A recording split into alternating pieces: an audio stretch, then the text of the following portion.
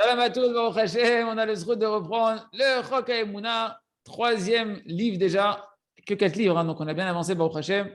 On est le 12 Iyar, pour ceux qui suivent le cycle annuel, et on reprend le jardin de la foi, et on va entreapercevoir une notion fondamentale, les amis, mamash, quelque chose de fondamental dans toute la Avodat Hashem, qui est le bitachon, la confiance totale en Akadosh Baruch Hu.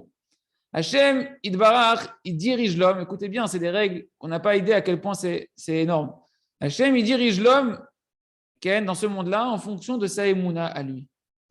Comment tu crois en Hachem, comme ça Hachem il se comporte avec toi.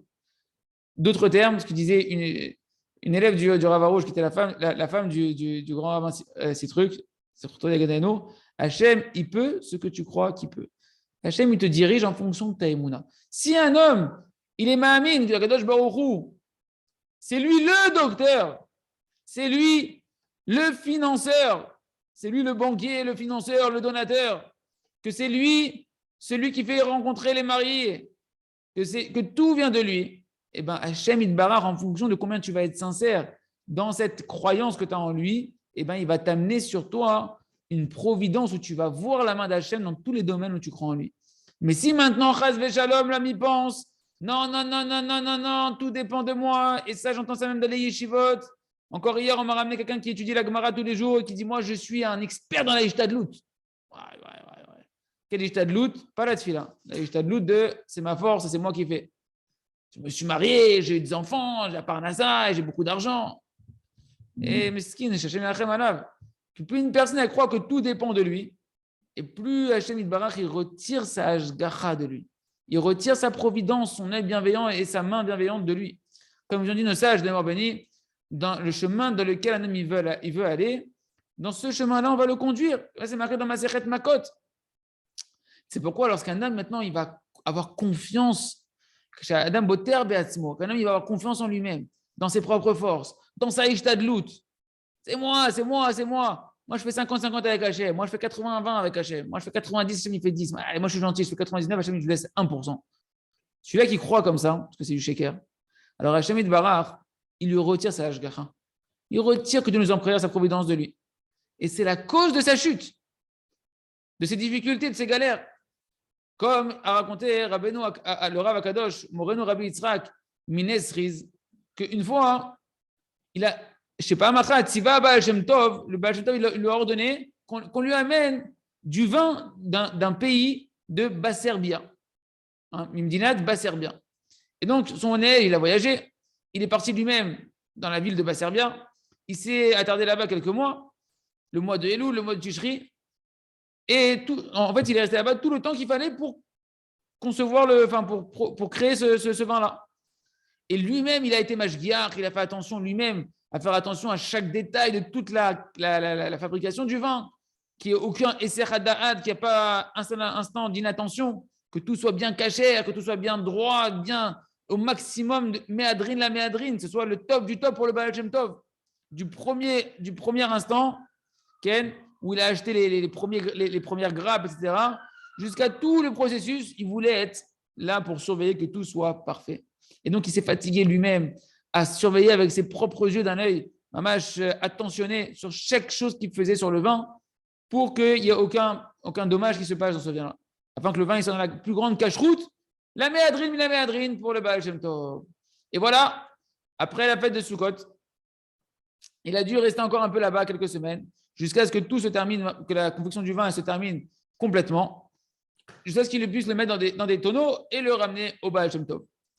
Et à cette époque-là, vu que les chemins ils étaient tortueux, etc., ça a été une grande galère pour lui de pouvoir ramener le vin jusqu'à la ville, dans sa ville où il y avait le Baal Shem Tov. Et Mamash, il a dû faire une grande Messirut Nefesh. Chaque kilomètre qui passait, c'était une Messirut Nefesh énorme de revenir avec le tonneau de vin.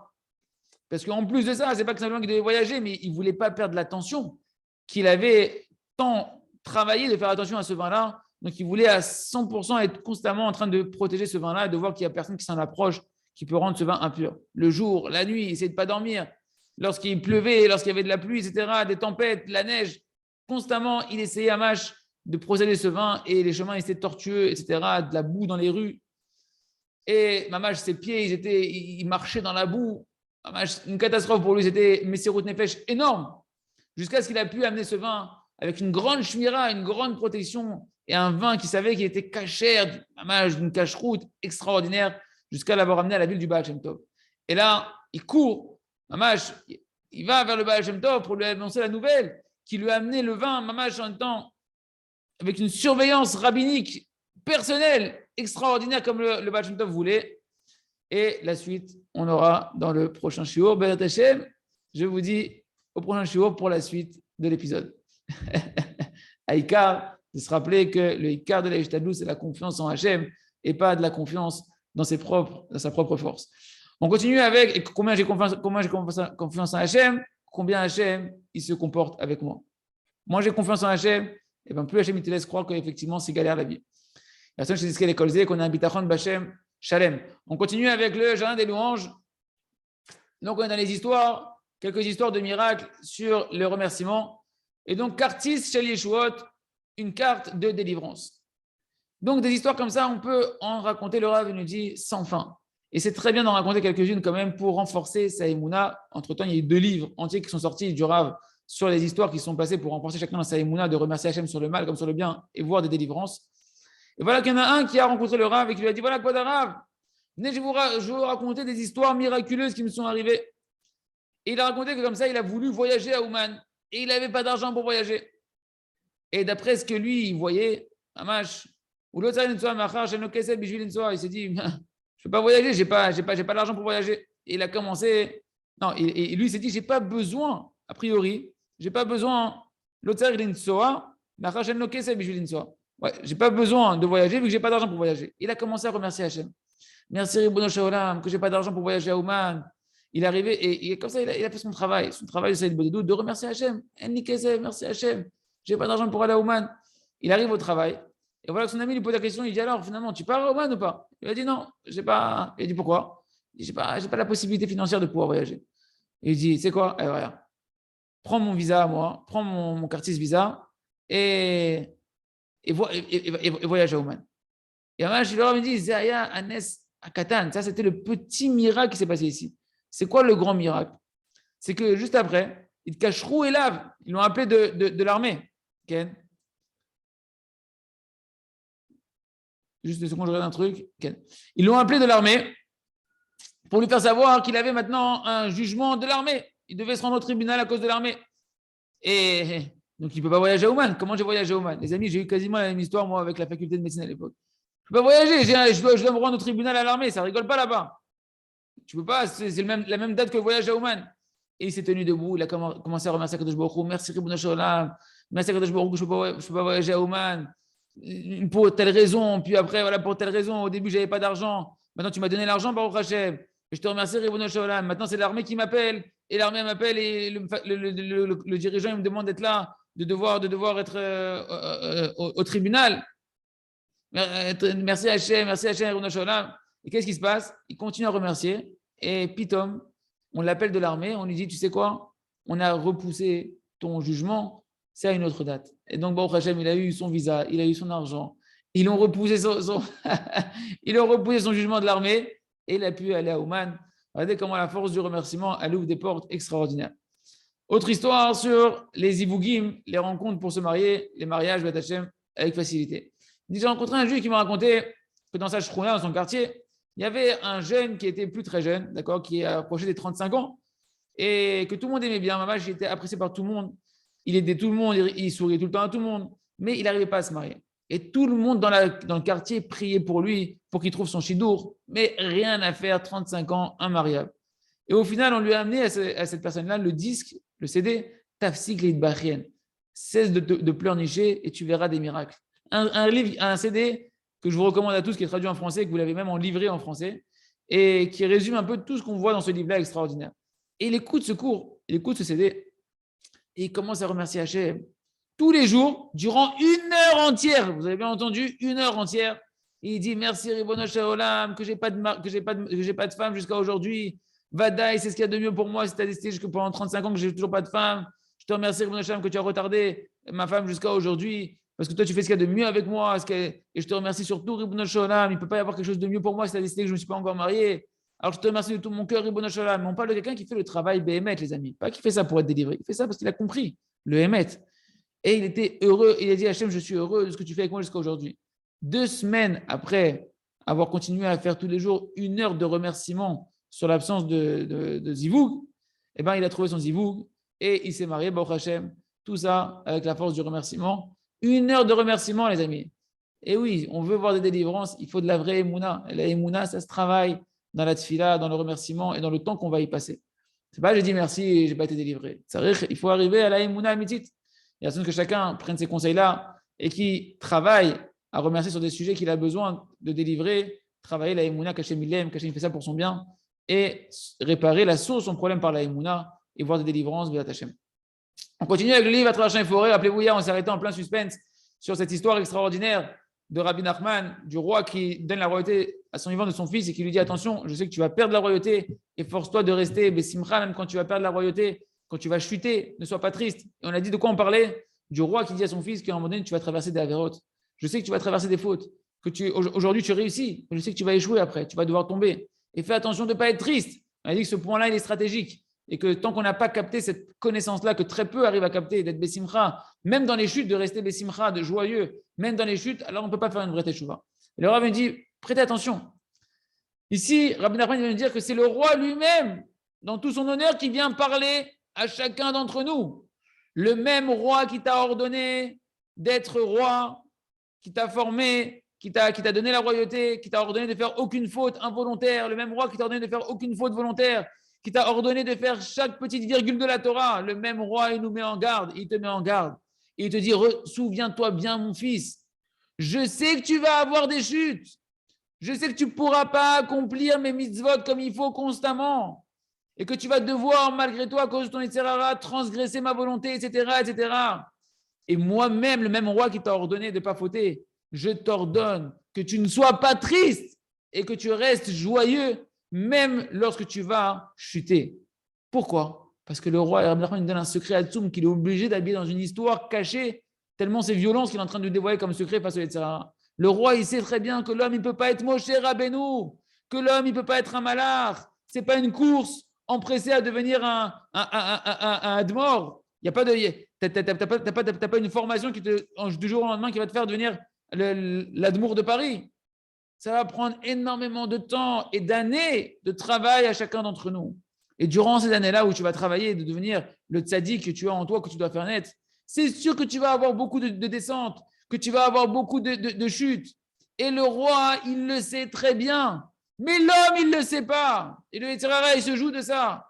L'homme, il ne sait pas. Et il pense que, regarde, moi, je ne peux pas réussir. Je ne peux pas être un malach, moi. Je ne peux pas réussir. Je ne suis pas un malheur qui n'a pas de Yetzirara pour ne pas trébucher. Choulou, il cachait la philo qui osait. Des fois, tu commences à chouva, tu dis, moi, c'est quoi? Je vais faire chouva, je ne faudrais plus du tout. Mais ce n'est pas possible, c'est impossible, c'est une illusion. Et donc, qu'est-ce qui se passe? Tout ce temps-là où la personne, elle voit qu'elle n'est pas parfaite, eh bien, elle est triste. Elle s'en veut. Elle se culpabilise. Elle n'est pas prête à se pardonner à elle-même. De ne pas être un ange. Mais tu n'es pas un ange, on ne te demande pas d'être un ange, mon ami. Tu n'es pas prêt à te pardonner Pourquoi? Parce que toi, tu as compris que tu dois être parfait. Mais c'est faux. Tu ne peux pas être parfait du jour au lendemain. La perfection, ce n'est pas ça qu'on te demande. La perfection, c'est de rester Bessimcha et de travailler, d'avancer. C'est pourquoi nous dit le roi, dès que tu vois que tu vas tomber, Miak Shenirshal, dès que tu tombes, tu te retrouves triste. Tu tombes dans la tristesse et le désespoir de toi-même. Et concrètement, un tel homme, avec son approche comme ça, quand tu es dans cette approche-là, tu te contredis toi-même. Parce qu'en réalité, la cause de ta tristesse, c'est que toi, en réalité, tu es persuadé que normalement, tu ne devrais pas tomber. Que ça n'a rien à voir avec toi, la faute. Alors tu t'en veux, tu es en colère contre toi sur le fait que tu as chuté alors que tu n'aurais pas dû chuter. Et tu te désespères de ça. Et alors, au final, il faut que tu réfléchisses. Qu'est-ce que tu gagnes de cette pensée de désespoir? De voir que c'est quelqu'un qui ne réussit pas, qui n'arrive pas à revenir Bilchouva. C'est une contradiction intérieure très forte. Parce que d'une part, tu penses que tu es parfait et que tu dois être parfait, que tu ne dois pas tomber. De l'autre côté, tu vois que tu es tombé et que tu n'es pas parfait, mais tu n'es pas prêt à l'accepter. Donc, tu es en contradiction et en souffrance intérieure terrible. que d'un côté, tu te considères comme quelqu'un de parfait, tu ne devrais jamais fauter. D'un côté, tu es la Metsiout, tu es tombé. Et du coup, tu retournes à l'opposé de ce que tu pensais de toi. Regarde, je suis un raté, j'ai raté. Parce que pourquoi les harzik les clowns.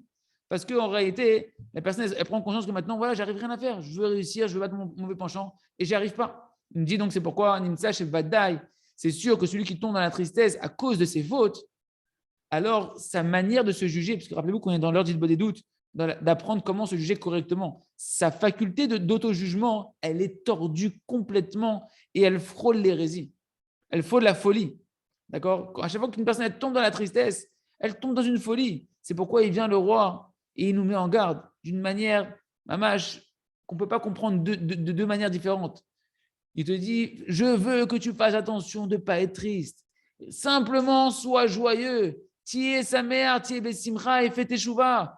T'es tombé? Sois Bessimcha. Et fais tes chouvas. Une fois que tu seras Bessimcha, fais tes chouvas. Et comme ça, le roi, en réalité, il est en train de te sauver de toute cette confusion terrible, cet embrouillement énorme qu'il y a dans la tête de la personne qui veut faire tes chouvas. Que d'un côté, il se considère comme étant quelqu'un qui doit être parfait. D'un côté, il n'accepte pas qu'il n'est pas parfait. Le roi te dit, tu n'es pas parfait, accepte-le. Ta perfection, c'est de savoir que tu n'es pas parfait, que je t'ai créé comme ça. Et que toi, tu dois être Bessimcha. Là, quand tu es Bessimcha, tu rentres dans ta perfection. D'être Bessimcha et de continuer constamment à faire tchouva et avancer. On continuera encore à approfondir cette notion-là qui est très profonde, mais qui est fondamentale pour faire tchouva. Et que chacun puisse faire toujours son ordre des doutes en ayant cette conscience-là que Hachem ne te demande pas d'être un malach, mais il te demande d'être Bessimcha et de faire tchouva et de renforcer ta volonté d'avancer. On continue avec le livre Le Jardin de la Sagesse, Te'udat Itztainut, un diplôme d'excellence. Le Tam de notre histoire, il a ici reçu en réalité du ciel un grand renforcement pour son propre chemin, sa propre conduite qu'il avait jusqu'à présent.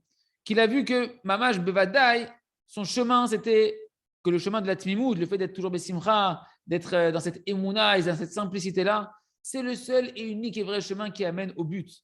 Tandis que maintenant qu'il a le Chacham qui habite chez lui, qui voit qu'il est tellement dans la souffrance, etc., il voit que le chemin de la sagesse du Chacham, en réalité, c'est un échec complet qui amène à l'autodestruction.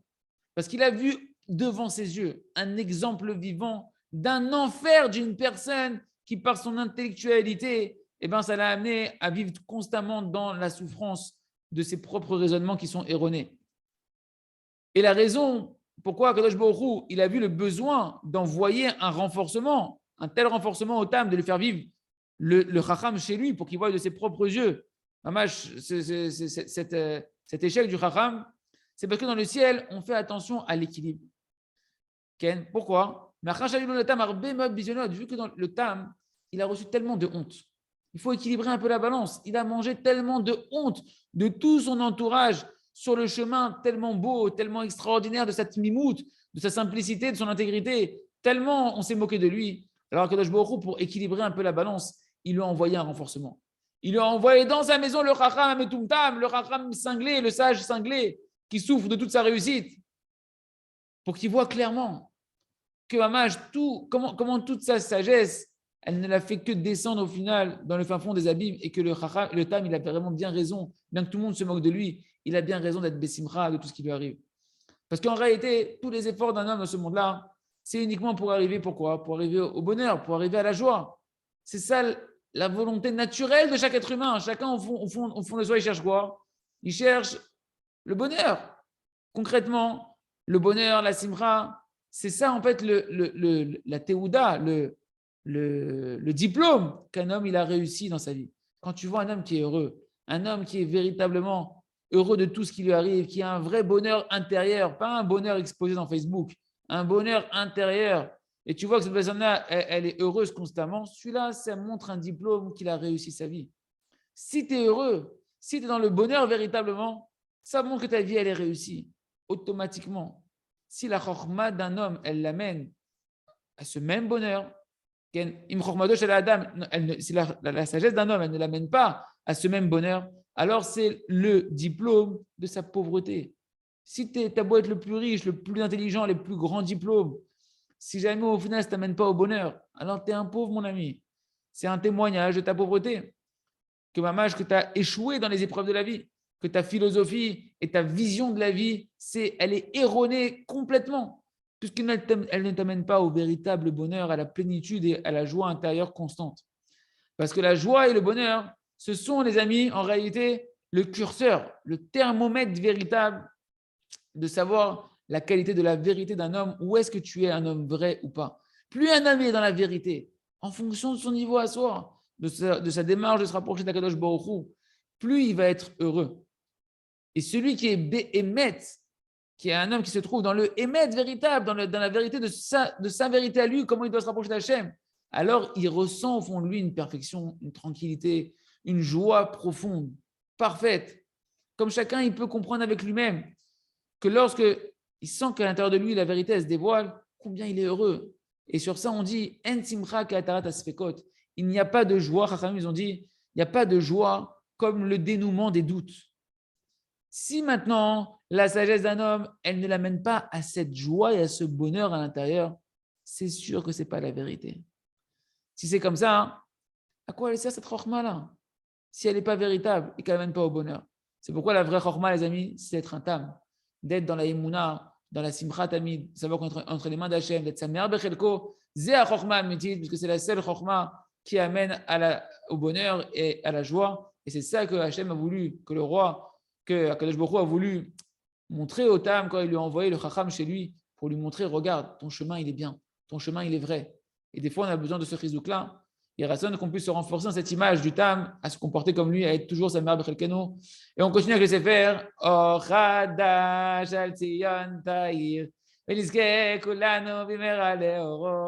On étudie les amis la Torah et on devient méritant, on mérite. Kamouvan dit le Rav, lorsqu'un homme il commence à mériter de faire le travail de la volonté de telle manière comme on l'a vu, qui va à la fois associer l'étude et la prière quotidienne sur un sujet, que tu vas étudier la Torah sur un sujet que tu veux travailler, que tu vas prendre ce que tu as étudié, que tu vas prier dessus tous les jours, alors c'est sûr que toi, tu vas voir des changements et des améliorations dans tes traits de caractère et dans le sujet que tu es en train de travailler considérable. Et avec le temps, si tu continues à étudier le sujet, à approfondir, il va te parvenir encore d'autres livres et encore d'autres compréhensions et encore d'autres profondeurs sur le sujet que tu es en train de travailler jusqu'à ce que tu vas arriver à capter l'intelligence profonde de quoi dépend, ici en l'occurrence on travaille sur la simra, de quoi dépend toute la simra. Chacun en fonction du sujet qu'il est en train de travailler. Parce que après tous les conseils qu'on peut te donner sur la simra, et ça les amis, je vous assure, j'ai écouté même des cours de Mashpié Breslev, de gens qui enseignent Breslev depuis qu'ils sont 30 ans, 40 ans chez Breslev. On a l'impression qu'ils ne sont pas arrivés encore à ce point-là qui va dire le Rav. Tu vas arriver après tous les conseils même que Rabbi Nachman t'a donné sur la Simcha. Le seul véritable conseil par lequel un homme il peut avoir une véritable joie constante, c'est uniquement d'avoir une foi totale que tout est pour le bien. Comme c'est expliqué en long et en large dans le livre qu'on étudie ensemble, Baruch Hashem, le jardin de la sagesse. Parce que des fois, un homme, il va traverser de telles épreuves, tellement difficiles, que là-bas, il n'y a aucun conseil qui peut l'éclairer et qui peut lui être utile pour être sa meilleure. Mais la émouna, que tout est pour le bien, elle est kipshuto, au sens strict du terme, c'est que tout est pour le bien. Tout. Alors, celui qui va capter ça, qui va avoir foi en ça, que dans chaque situation qu'il va traverser, qu'Akadosh Baruch Hu va lui envoyer, il sait que ça provient de l'amour d'Hachem. Ça provient du bien qu'Hachem veut pour lui, pour le rapprocher de lui. Cette émouna-là, elle se tient pour l'homme, même dans les moments les plus durs et les plus obscurs de sa vie, pour le revitaliser et lui amener la joie, véritablement la joie dans son cœur, alors qu'il aurait toutes les raisons de se plaindre. C'est pourquoi, lorsqu'une personne a mérité d'intégrer l'intelligence profonde de la qualité de la joie, et chacun du trait de caractère qui veut travailler, à force d'étudier et de prier dessus, eh ben, l'essentiel de son travail dans sa volonté, quand il va faire le travail de la volonté, la demi-heure de prière, de crier vers Hachem dans sa des doutes, ça va être de prier, d'avoir foi que tout est pour le bien. Parce que c'est seulement ça la condition qui te permet de pouvoir être toujours Bessimcha. Le Tnaï, la condition d'être toujours Bessimcha constamment, être Bessimcha Tamid, de pouvoir chanter Mitzvah Gedola, Liot Bessimcha Tamid, d'être toujours, peu importe les événements de la vie, d'être joyeux. C'est que cette émouna-là, donc tu vas prier que sur ça. Et toute la connaissance qu'il va étudier tous les jours, elle doit rentrer à l'intérieur de lui, cette notion de Veyadata Ayom, Va Shevota Levavecha. Toi, tu vas étudier tous les jours. Et maintenant que tu vas prier dessus, tu vas rentrer dans ton cœur ce qui est marqué, comme c'est marqué. Tu vas connaître aujourd'hui. Connaître, c'est quoi? C'est la Torah. Ce que tu étudies. Tu vas connaître Hachem, tu vas étudier la Torah. Va Shevota Levavecha. Tu vas la ramener dans ton cœur. Comment dans ton cœur? En priant sur ça. Parce qu'en réalité, ce qu'un homme, qu'est-ce qui va aider un homme au moment de l'épreuve? Quand tu es dans l'épreuve, qu'est-ce qui aide un homme? Ce n'est pas la connaissance qui est dans la tête qui aide un homme au moment de l'épreuve. Tu as beau avoir étudié tous les encyclopédies de la joie. Au moment de l'épreuve, tout s'en va du cerveau. La seule connaissance qui permet à un homme de tenir bon dans l'épreuve, c'est la connaissance du cœur. Ce que tu as passé de la tête au cœur. Or, passer de la tête au cœur, c'est la tfila. C'est pourquoi celui qui veut être Bessimchat Ami, les amis, celui qui veut être constamment dans la joie, il doit faire pénétrer dans son cœur la émouna, que tout est pour le bien, mais au plus profond de son cœur. Il n'y a que ça qui l'aidera au moment de l'épreuve. C'est pourquoi, Tzrichim, Lirtov, le Rav dit, on a besoin d'écrire des prières pour se rappeler tous les conseils que tu dois utiliser. Mais l'essentiel de la prière, ça doit être une demi-heure de prier sur la émouna. C'est sûr que tu as pris sur tous les conseils que tu as glanés à droite et à gauche, de voir les points positifs, de faire des nigunim, de faire des nouveaux départs. L'essentiel de ta prière, il doit être donne-moi de la émouna, Hachem, que tout est pour le bien. C'est seulement dans ce cas-là, il va prier tous les jours, qu'il va demander de toutes ses forces d'étudier et de revenir sur les sfarim qui amènent à la volonté d'acquérir cette mida-là. À ce moment-là, le travail de la volonté va être parfait. Quand un homme, tous les jours, il prie, il demande toutes ses forces et il étudie, et il revient encore sur ce qu'il a étudié sur ce trait de caractère-là, alors sa volonté elle devient forte. Parce que même celui qui se tient en train de prier pendant une demi-heure, tous les jours, et il a des nouvelles paroles, il a des nouvelles paroles qui viennent à l'intérieur de lui, qui renforcent sa volonté, lui aussi, il doit continuer à étudier. Même si quand tu pries tous les jours, naturellement, une demi-heure, les paroles, elles viennent. Tu es obligé de continuer à étudier et d'approfondir et de revenir sur des choses qui sont connues déjà. Tu dois les garder vivaces à l'intérieur de ton esprit en étudiant et en revenant dessus. Et le Rav lui dit, mes élèves, ils m'ont témoigné que durant plusieurs années, ils ont mérité de faire déjà une demi-heure de Avodat Haratzon comme il fallait sur des volontés, et que tous les jours, ils ont eu des volontés et des éveils. Mais malgré tout, le jour où ils se sont mis à étudier un sujet et à revenir sur ce sujet, même un petit peu, d'avoir des notes, d'avoir des repères dans ces sparines et de les relire, et bien ça les a renforcés et ça leur a ajouté un ajout considérable dans leur demi-heure de prière sur le sujet. Donc automatiquement, on comprend que celui qui maintenant il veut faire le travail de la volonté pour pouvoir changer véritablement, et ben pour lui c'est une grande perte pour lui. Gadol, c'est une perte pour lui de ne pas étudier son étude quotidienne sur son sujet. Parce que l'étude en soi, elle a la force d'améliorer et de renforcer toute la volonté de la personne et de la décupler. Donc les amis, on se rappellera maintenant que c'est important, quand on travaille un sujet, d'étudier tous les jours le sujet afin d'alimenter sa volonté et d'enflammer constamment sa volonté pour après pouvoir aller l'exprimer de toutes ses forces, de tout son cœur à Kadosh Baruch Hu, dans une demi-heure de tefila où on va crier à Kadosh Baruch Hu. Et comme ça, Hachem, dans le chemin dans lequel on voudra aller, Hachem nous fera aller et on pourra changer véritablement Chazak ve Nitrazek.